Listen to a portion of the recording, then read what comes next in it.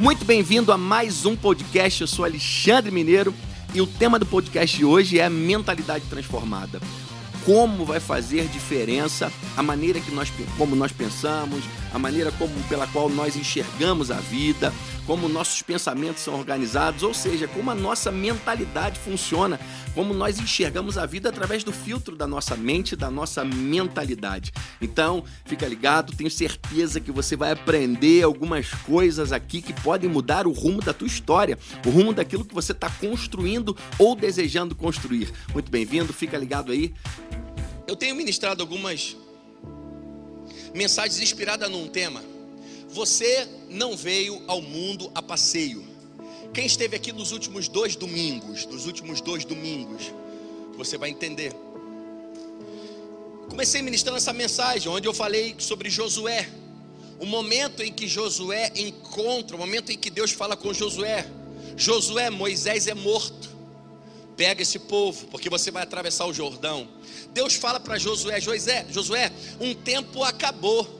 Agora tem um novo tempo, o tempo de Moisés acabou. Não adianta querer deixar vivo aquilo que eu já dei como morto. Moisés é morto, passou o tempo de Moisés. Agora é o tempo de Josué, tem um novo tempo, tem uma nova história, tem uma nova etapa na sua frente. Josué descobre o propósito da vida dele.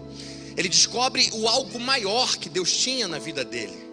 Deus fala para ele que ele seria o líder daquele povo. Ele seria aquele que ia liderar o povo para invadir, para tomar posse da terra prometida.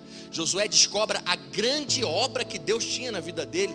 Josué descobre a real missão da vida dele. Aquilo que ele ia dormir, aquilo pelo que ele ia acordar, aquilo pelo que ele iria lutar pelo resto da vida dele. E era algo que Deus estava dando sobre suas mãos, falando, essa é a missão da sua vida. Esse é o propósito da sua vida. E no domingo seguinte, na segunda mensagem eu falei sobre lute pelo que é seu.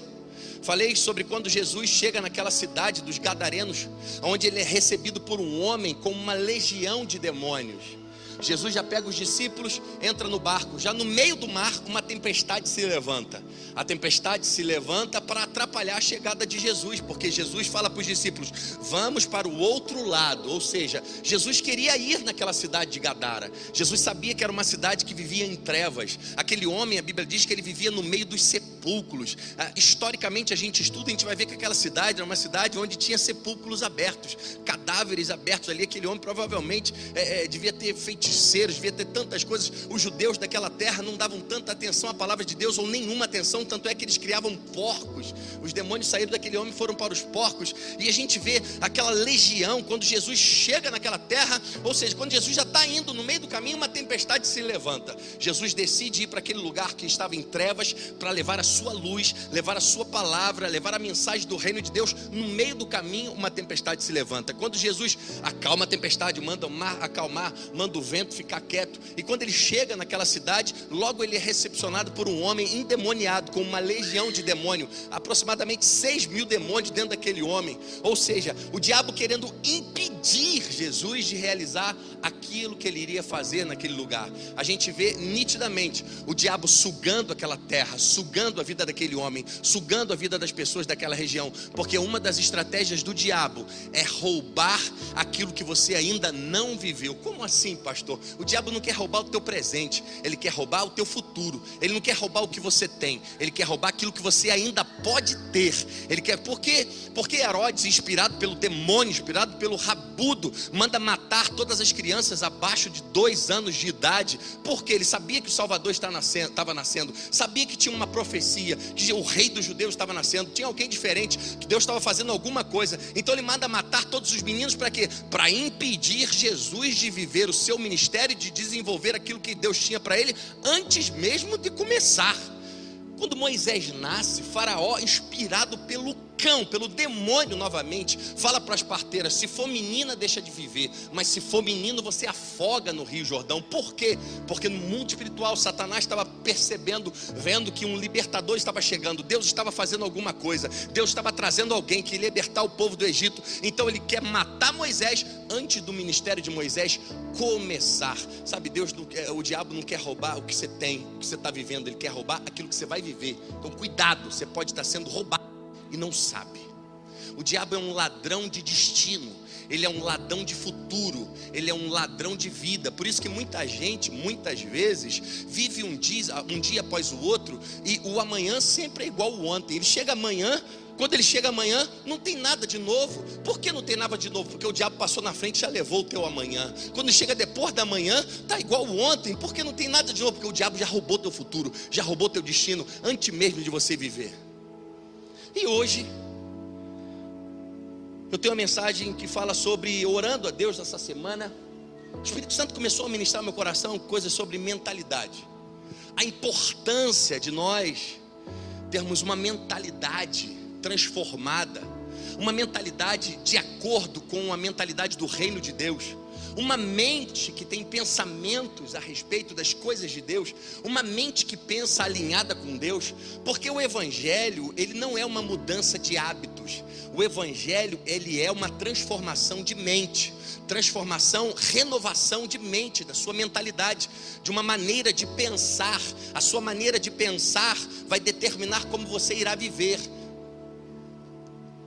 Então é fundamental nós termos uma mentalidade transformada. O que é uma mentalidade? Estado mental, qualidade daquilo que se é, maneira de pensar, disposição psíquicas e morais, enfim, como a sua mente funciona, como você pensa, como você enxerga, como você vê o mundo, como você vê as coisas. Crenças, hábitos que comandam a maneira de pensar.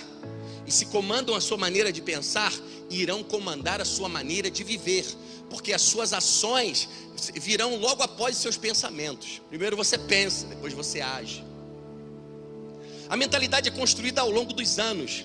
Tudo aquilo que a gente vai vivendo, tudo aquilo que a gente vai passando, as vitórias que a gente vai tendo, as derrotas que a gente vai tendo, as lutas que a gente vai tendo, os traumas, os problemas, as dificuldades, os sofrimentos, tanta coisa que a gente viveu, o acúmulo dessas coisas vai formando a quem somos. Porque quem você é, na verdade, não é aquilo que nós estamos vendo. Quem eu sou, na verdade, a pessoa que eu fui construída, a minha mentalidade, você não vê aqui no meu corpo, porque está dentro de mim, está aqui dentro, no meu eu interior. Podemos passar por desapontamentos, decepções, erros cometidos, frustrações, situações que geraram desacordos e desconfortos em nossa vida, e sentimentos que não são agradáveis. E se nós não tomarmos cuidado, o acúmulo dessas coisas dentro de nós, o acúmulo de todas, o resultado de tudo que isso proporciona, se nós formos aquelas pessoas que vão juntando tudo dentro de um saco aqui dentro, o acúmulo das situações negativas vividas. Por que situações negativas vividas? Porque a vida nem sempre é uma festa, filhão. Nem sempre a vida ela traz alegrias, mas a vida tem momentos de dor, tem momentos de tristeza, tem momentos de lágrima, tem momentos de dificuldade. Isso é um fato. E com o acúmulo dessas situações podemos desenvolver uma mentalidade negativa, uma mentalidade fraca, uma maneira de pensar pequena, uma maneira de pensar medrosa, derrotada, uma mentalidade que não vai condizer, não vai se parecer com a mentalidade dos filhos de Deus. O resultado de uma mentalidade assim, pessoas que ao longo do tempo vão acumulando coisas e acabam construindo dentro de si uma mentalidade de medo, uma mentalidade de derrota, uma mentalidade de sofrimento, uma mentalidade de vitimismo, uma mentalidade negativa. O resultado de uma mentalidade assim é a desistência dos sonhos. Desiste das promessas de Deus, deixa as coisas de lado, perde antes de lutar.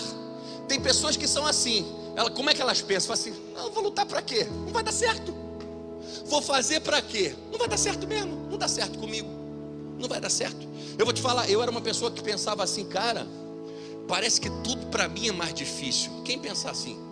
Mas tá bom, pensava assim até alguns anos atrás. E o Espírito Santo me confrontou, e Deus me libertou disso. Eu fui na casa da minha mãe, e o Espírito Santo trouxe algo à minha memória. De repente me deu um negócio assim. Eu falei: mãe, como é que foi quando eu nasci mesmo?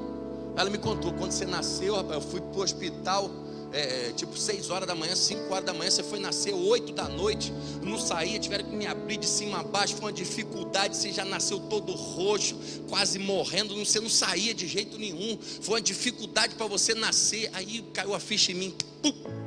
Talvez eu tenha crescido ouvindo isso.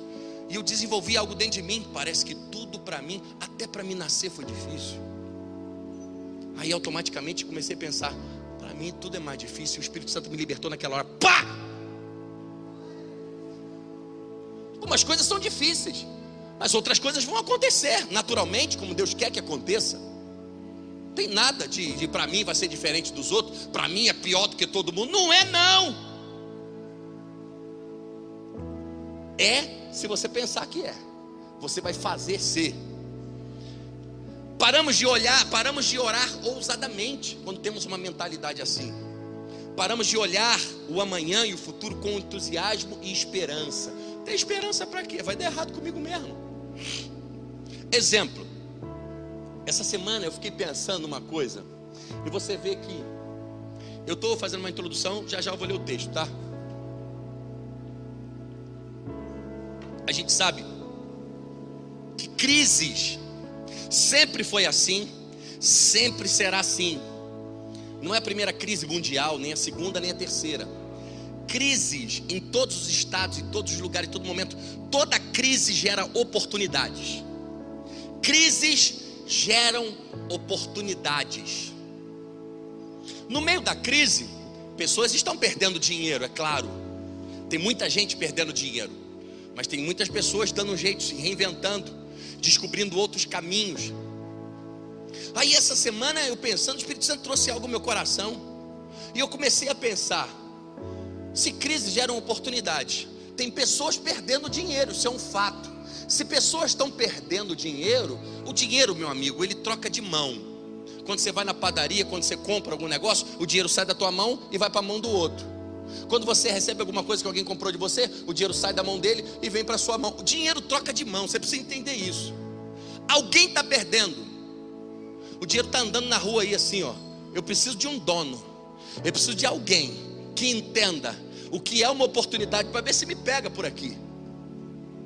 E eu comecei a pensar, eu falei, a Bíblia chega a dizer que o dinheiro troca de mão. O ímpio ajunta para depositar para o justo. A Bíblia fala sobre isso. E eu não estou incentivando ninguém a querer pegar o dinheiro dos outros, não é isso. Mas as crises geram oportunidades. E a nossa maneira de pensar vai entender isso. E eu comecei a pensar nisso rapidamente. Bolei um negócio para arrumar um dinheiro. Simples, rápido.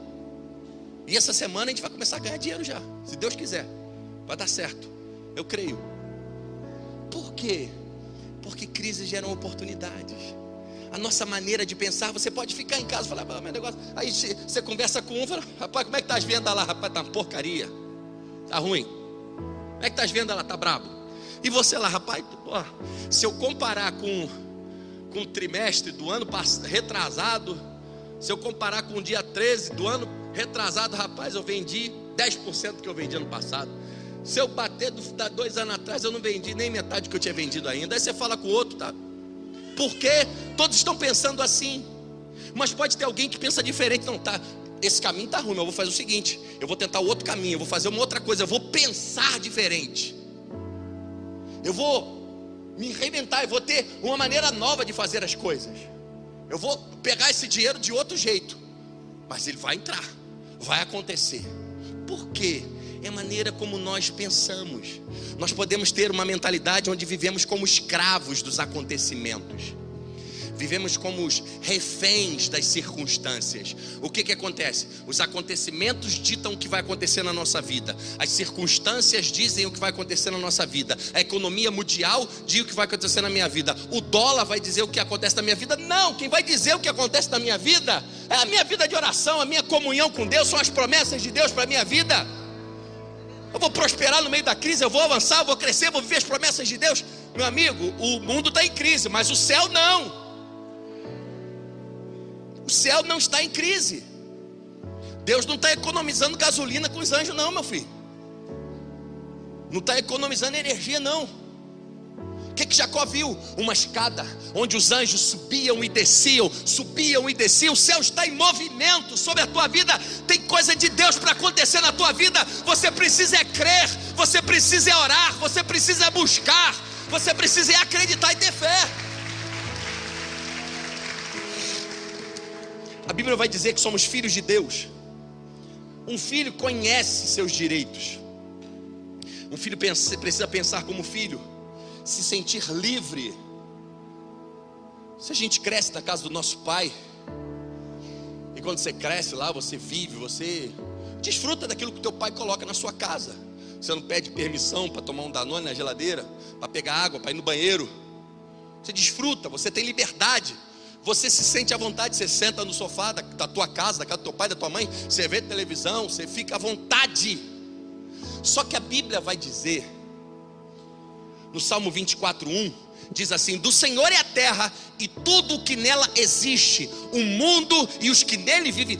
Tudo que está sobre a terra, cada grão de areia, cada árvore, tudo que está construído sobre cada solo, cada prédio, tudo, as pessoas, tudo pertence ao Senhor. Do Senhor a terra, essa terra é de Deus, é do teu pai, é do nosso pai, é do nosso Senhor. Por que que eu não vou me sentir à vontade nela? Por que que eu vou me sentir escravo? Ela pertence ao teu pai. Você pode viver tranquilamente como alguém livre, pensando que as coisas podem acontecer, coisas melhores irão acontecer, coisas maiores Deus tem para a sua vida. Não precisa viver com medo do amanhã, com medo das coisas que vão acontecer ou não vão acontecer. A maneira como pensamos vai determinar diretamente como e em que nós estamos crendo. E aquilo que você estiver crendo, será isso que você irá viver. A maneira como você estiver crendo, acreditando, é assim que você vai viver. O Evangelho de Jesus em nossa vida não significa uma ferramenta que irá melhorar a nossa vida. O Evangelho de Jesus é algo que vai transformar a nossa vida. A melhora pode ser algo exterior e algo paliativo, momentâneo. A obra de Cristo em uma pessoa através do Evangelho é algo profundo, é algo permanente, é algo transformador. Ontem estava andando ali, eu moro na Tijuca, e aquela rua ali daquele restaurante mineiro ali, mas que rua tá ruim demais, meu Deus do céu. Alguém fala com o Vinícius Cláudio aí para lá naquela rua. Não dá. Eu fiquei olhando ao chão assim, me dei conta, falei, cara, não tem nem como remendar mais isso. Essa rua aqui só tem um jeito: arrancar o asfalto todo e fazer de novo, colocar um asfalto novo. Jesus não vai remendar a nossa vida. O Evangelho não traz remendo. O Evangelho traz para nós, transforma a nossa vida para uma nova vida. Eu quero ler o texto com você, 1 Coríntios 2,16. Eu quis falar essas coisas para melhorar o teu entendimento e você encarar o que eu tenho para te dizer de uma maneira melhor. Um versículo só, mas que fala muita coisa. 1 Coríntios 2,16 vai dizer assim: quem conheceu a mente do Senhor para que possa instruí-lo? Nós, porém, temos a mente de... Nós, porém, temos a mente de... Nós, porém, temos a mente de... Cristo. Nós temos a mente de Cristo, devemos ter a mente de Cristo. Entendemos que através da pessoa do Espírito Santo habitando em nós, Ele vem habitar em nós, e através de um entendimento transformado pelo conhecimento da palavra de Deus, podemos começar a pensar como Cristo. Podemos ter a mesma maneira, uma mesma mentalidade, uma mesma maneira de pensar como Jesus. Podemos começar a pensar com a mente de Cristo, enxergar a vida, as coisas como Jesus, caminhar pela fé, reagir, agir, nos mover, falar, responder. Porque os nossos comandos, a nossa fala, o nosso andar, as nossas ações, elas são comandos dados pelo nosso cérebro, que obedece os nossos pensamentos, que obedece a nossa mente. A nossa mente maquina, coloca no cérebro, o cérebro comanda e manda a ação.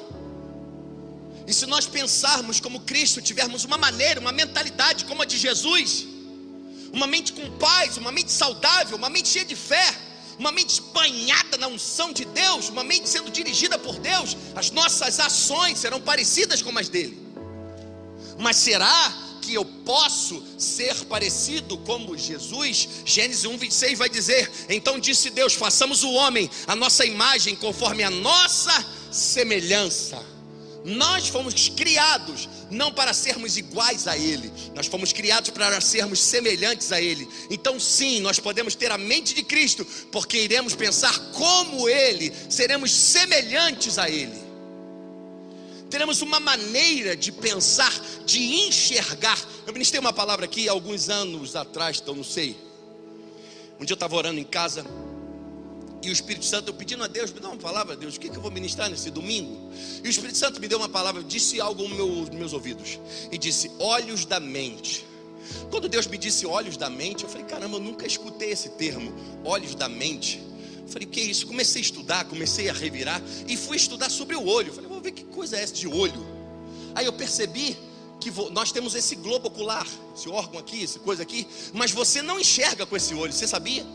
Você sabia que você não enxerga com o teu olho? Mas como assim, pastor? Se eu fecho o olho eu não vejo, se eu abro o olho eu vejo, mas tu não enxerga com o olho. Nós temos no globo ocular a pupila que regula a luz. Por isso quando você acorda de manhã, você fica assim, demora, porque ela está regulando a entrada da luz como uma lente de uma câmera. A retina capta essa luz. Nós não captamos imagens, nós captamos luz. Então essa luz que a gente capta de vários lugares, atrás do nosso globo ocular tem milhares de nervos ópticos, muito micros, pequenos. Essa luz é mandada para o cérebro através de impulsos elétricos nesses nervos ópticos. Quando chega no cérebro, abre a imagem dentro do cérebro. Quem olha a imagem dentro do cérebro? A tua mente. Por isso que duas pessoas podem enxergar a mesma coisa, podem passar por a mesma situação e fazer coisas diferentes. Uma pode fazer a coisa certa, outra pode fazer a coisa errada. Uma pode estar vendo uma coisa, outra pode estar vendo outra. Porque o olho é o mesmo, consegue ver a mesma coisa, mas a mente, a capacidade de avaliação, a capacidade de entendimento é outra. Um pode ter uma mente de derrota, o outro tem uma mente vitoriosa. Por isso que um vê uma coisa e outro vê outra coisa. Então nós somos imagem e semelhança de Deus, fomos criados para ser assim. Existe um processo que nós passamos para ter uma mente transformada, para nós termos uma mentalidade restaurada, para nossa maneira de pensar ser lavada, para nós pensarmos como Cristo, para nós enxergarmos a vida com os olhos da fé, com os olhos de Jesus, com os olhos de Deus. Esses processos são justificação, regeneração e santificação. Todo cristão precisa submeter esses três processos, precisa passar por esses três processos para que a sua vida cristã, para que a sua vida com Deus cresça, para que ele desenvolva, para que ele avance. Justificação é um ato da graça de Deus para com o homem, onde somos perdoados mesmo sem merecermos, onde somos justificados, onde entendemos que somos justificados pelo sacrifício de Cristo. Jesus pagou um alto preço por nós, Ele morreu por nossos pecados, porque Ele não tinha pecado. Então nós somos aceitos diante de Deus, para sermos chamados como os filhos de Deus. Somos aceitos para, mesmo com nossas imperfeições, mesmo com nossas mazelas, mesmo com nossos pecados, mesmo com nossos erros, chegarmos diante de Deus e Deus nos aceitar, e Deus olhar para nós e falar assim: eu te recebo segundo o meu padrão de justiça. Por quê? Porque somos lavados pelo sangue de Jesus, somos justificados por Ele, porque Jesus pagou uma conta para que eu e você pudéssemos ter acesso a Deus. Justificados. O outro é a regeneração, é o nascer de novo, nascer da água, nascer do Espírito. O que é a regeneração? Quando você nasce, você foi gerado no ventre da sua mãe. Você foi gerado pela sua mãe e pelo seu pai. Então você nasceu porque você foi gerado. Então como que eu vou nascer de Deus? Você é regerado novamente. Regeneração. O que vai dar início ao processo, o que vai dar o start a um processo de nascer de novo, de ser restaurado para ter uma nova vida. Para eu ter uma nova vida com Jesus, eu preciso ser uma nova pessoa. Não tem como eu ter uma nova vida sendo a mesma pessoa. A velha pessoa vive a velha vida, a nova criatura vive a nova vida com Deus. O que dá o start a esse processo de regeneração, que todos nós precisamos passar para que a nossa mente seja restaurada, para que tenhamos uma mentalidade reconstruída. É o arrependimento e a fé. Se não houve arrependimento, e se não houve fé, você ainda não passou por um processo de regeneração. Não quero viver como vivia antes. Reconheço que a minha maneira de viver é errada diante de Deus. Eu me arrependo, eu quero viver de uma maneira melhor. Eu quero viver de maneira agradável a Deus. Eu quero deixar algumas coisas para trás. Existe uma pessoa que quando você começa a caminhar com Jesus, se você não aborrecer essa pessoa, você ainda não deu passos de fé em uma nova vida. Essa pessoa é você mesmo. Se você não aborreceu nada na tua vida, se você não teve que deixar nada para trás, se você não teve que tirar nada da tua vida, está faltando alguma coisa para você converter ainda. Arrependimento e fé. Creio em Cristo. Arrependimento, eu me arrependo da velha vida, eu quero viver uma nova vida. E fé, por que fé? Porque eu creio que se eu me lançar nos braços dele, eu creio que se eu entregar minha vida a ele, eu creio que ele pode me dar um futuro melhor, eu creio que ele pode fazer algo melhor, eu creio que ele pode me levar a um destino melhor. Eu lembro claramente, eu dava aula de capoeira num lugar chamado Clube Português em Niterói. Tinha um monte de alunos. E quando eu comecei a me converter, tantas coisas eu fui deixando para trás. E uma das coisas, Deus falou assim: deixa para trás esse negócio de capoeira, rapaz. Mas eu gostava demais daquilo. Era capoeira de manhã, de tarde, de noite. Eu era magrinho. Qualquer dia eu vou botar foto lá, eu dando um salto mortal desse tamanho aqui, ó, dessa altura aqui. Tá no telefone de Carioca, se ele tiver aí, bota lá, pode botar. E eu gostava tanto daquilo, mas o Espírito Santo falou ao meu ouvido: deixa isso aí para trás, rapaz. Abandona isso. Larga isso, posso te levar mais longe. Eu tive que deixar algo que eu gostava. Eu gostava, mas não me fazia. Eu não tenho nada contra a capoeira. Pelo contrário, esses dias eu fui na praça ali, tinha uma capoeira, eu dei as pernadas com os caras ali. Bom pra caramba. Mas era algo meu com Deus. Deus tinha outra coisa para mim. Aquilo era para eu deixar para trás, para começar uma nova vida. Tem coisas que Deus vai falar assim: isso aqui passa para trás. Isso aqui vai só te atrapalhar. Você pensa que vai te fazer bem, vai só te fazer mal. Deixa para trás, você vai ficar mais leve. E outro processo é a santificação. Justificação, regeneração, santificação. Quando a santificação, essa palavra tem origem na palavra separação. Não se trata de uma separação onde achamos que o crente é melhor do que os outros, somos separados, somos melhor que todo mundo, somos maior que todo mundo. Pelo contrário, temos que ficar separados de todo mundo, podemos estar no meio de ninguém. Pelo contrário, tem que estar no meio dos outros mesmo, para ser sal, para ser luz, para iluminar, para levar a palavra de Deus, palavra de vida, para ser exemplo para a vida das outras pessoas. Mateus 4:1, vamos ler. Vai dizer assim: então Jesus foi levado pelo Espírito Santo ao deserto para ser tentado pelo diabo. Ele foi sozinho, ele decidiu ir. Maria mandou ele ir. José, seu pai, mandou ele ir. Algum outro discípulo mandou ele ir. Foi levado, foi conduzido, foi guiado, se deixou guiar, se deixou levar pelo Espírito Santo para o deserto, hein? Foi um momento importante ter passado por aquele deserto, que foi uma preparação, foi algo que vinha antes do desenrolar do seu ministério. A mentalidade de Jesus não era regida por uma lógica humana. A mentalidade de Jesus não era regida nem dirigida por uma lógica humana. A mente e as ações de Jesus, seus pensamentos sempre priorizavam as direções dadas por Deus. As direções de Deus, as direções do Espírito Santo vão fazer toda a diferença na nossa vida. João 13, versículo 12. Vamos ler mais esse texto aí.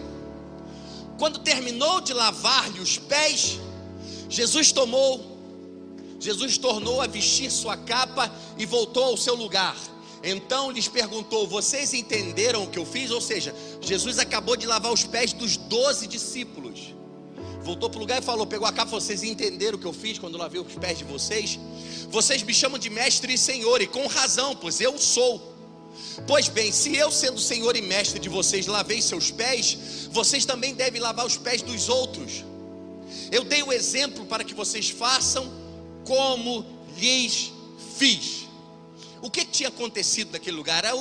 Era o momento da última ceia. Jesus separou um cenáculo, um lugar para ele participar daquela ceia com os discípulos. Era normal, era tradição. Uma pessoa, quando chegasse na casa de alguém, um empregado, um escravo, alguém lavava os pés daquela pessoa, porque andavam com sandálias, não tinham os tênis que a gente tem hoje, as ruas não tinham asfalto, era poeira, barro, terra, então o pé vinha carregado de terra. Então tinha um lugar para alguém lavava seus pés, enxugava seus pés, e isso era algo feito tradicionalmente, normalmente. Só que naquele dia no cenáculo não tinha escravo, porque o cenáculo ficou separado só para ele, para Jesus e seus discípulos. Então foi entrando Pedro entrou, Mateus entrou, Lucas entrou, João entrou, foi entrando um após o outro, e foi todo mundo com o pé sujo para a mesa. Por quê? Porque ninguém queria lavar o pé de ninguém. Ninguém olhou e percebeu: olha, não tem ninguém para lavar os nossos pés, deixa que eu vou ser o cara que vou segurar a bacia, vamos cá, lava os pés. Jesus, quando viu que ninguém queria lavar o pé de ninguém, Jesus falou: eu lavo. Pegou a bacia, colocou, lavou os pés dos 12, e depois falou para eles: vocês entenderam agora o que eu fiz? Que não adianta ter uma mentalidade cheia de conhecimento e não realizar nada na prática. Vocês entenderam que maior no reino de Deus é aquele que serve. Se eu sou mestre, se eu sou o Senhor, e eu sou o Senhor e mestre, lavo os pés de vocês, quanto mais vocês devem lavar os pés uns dos outros. O que Jesus estava entendendo? Uma mentalidade de reino de Deus, é uma mentalidade que compartilha. Se você tem mais riqueza, se você tem mais conhecimento, se você tem mais amor, se você tem mais experiência de vida, se você tem mais sabedoria, sabe o que você deve fazer com isso? Compartilha com as outras pessoas, com os teus irmãos, com o teu próximo. A mente de Cristo, ele era intencional em suas ações. Nós não podemos ser sonhadores alienados.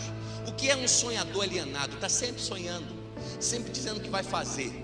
30 anos, 10 anos, 20 anos sonhando com a mesma coisa, dizendo que vai acontecer isso, que Deus tem um negócio, que Deus tem um negócio, Deus tem um negócio, Deus tem um negócio, Deus tem um negócio, mas não faz nada, não acontece nada na vida do cara. 5 anos, 10 anos, a mesma porcaria de vida. Sonhador. Todo maconheiro é um sonhador alienado. Poucos escapam. Muitos amigos maconheiros, mas tem muito, é pouco não. Passo lá no bairro que eu morava, eles estão lá há 20 anos na mesma esquina, lendo um jornalzinho, tomando um baseadinho, falando das mesmas coisas, vendo o Vasco, falando do futebol, os caras já velhos já. Por quê? Sonham, mas não fazem. São pessoas muito boas de palavras, muito boa para falar, muito boa para cantar, muito boa para dizer, muito boa para criticar, muito boa para apontar, muito boa para ver o defeito, muito boa para ver o que está errado. Olha aí, isso aí tinha que ser assim, isso aí tinha que ser assado, isso aí, tá vendo aí, estão fazendo tudo errado, porque é muito boa para falar, mas para fazer não construiu nada até hoje, mas quer apontar para aquele que está construindo. Segurem o silêncio da morte. Pessoas que têm uma mentalidade transformada, sabem o que estão fazendo. O louvor pode vir.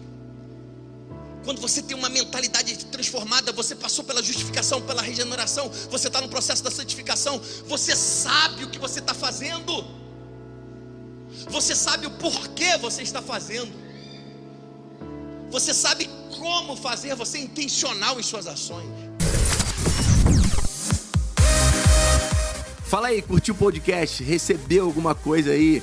Tem certeza que se você peneirar aí, vai ter muita coisa para você colocar em prática na sua vida, pode mudar a tua história, pode mudar a tua vida, pode mudar rumos da sua vida. Tenho certeza que muita coisa você vai poder aproveitar para você. Olha só, me segue lá no Instagram, Alexandre Mineiro, Facebook Alexandre Mineiro, né? No Clubhouse também, Alexandre Mineiro. Deus abençoe você, beijo no seu coração, até o próximo podcast aqui, espero você.